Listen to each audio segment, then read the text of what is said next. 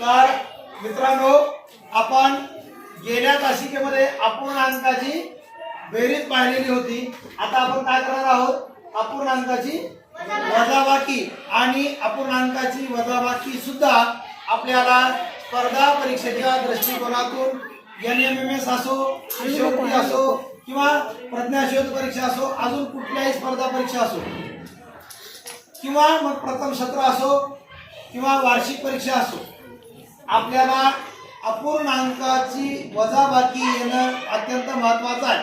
आपल्याला अपूर्णांक समजून घेणं, अपूर्णांकाच्या चारी क्रिया समजून घेणं महत्त्वाचं आहे. तर आज आपण या ठिकाणी अपूर्णांकाची वजाबाकी आपण पाहणार आहोत. तर सर्वप्रथम आता आपण पहिलं उदाहरण आपण या ठिकाणी घेतलेलं आहे. हे पहिलं उदाहरण आहे, हे दुसरं आहे आणि हे तिसरं आहे. तर आपण या ठिकाणी पहिलं उदाहरण आपण सोडवणार आहोत. तर बघा, वाचन करा. 15/3 - 2/4 15/3 - 7/4. आता सर्वप्रथम पहिली गोष्ट आपण या अपूर्णांकाचं निरीक्षण अगोदर करायचं. आणि अगोदर काय शोधायचं? आपल्याला अगोदर छेद समान आहेत का ते बघायचं.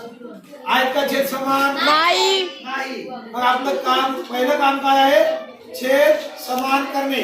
सगळ्यांनी समजून घ्या, छेद कसे समान करायचे. जसं आपण अपूर्णांकाच्या बेरजेच्या वेळेस छेद समान केले, त्याच पद्धतीने इथं पण आपल्याला काय करायचं आहे?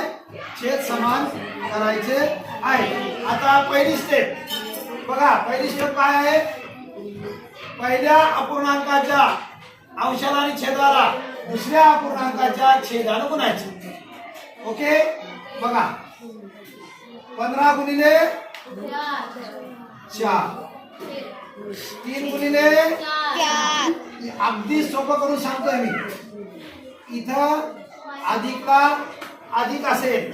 आता दुसऱ्या अपूर्णांकाच्या मायनस हा बघा वजा. आता दुसऱ्या अपूर्णांकाच्या अंशाला आणि छेदाला काय करायचं आहे? पहिल्या अपूर्णांकाच्या छेदानं भागायला गुणायचं आहे. आता बघा, 7 गुणिले 3 आणि 4 गुणिले 3.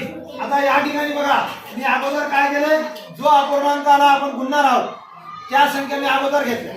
आता याला आपण 15 आणि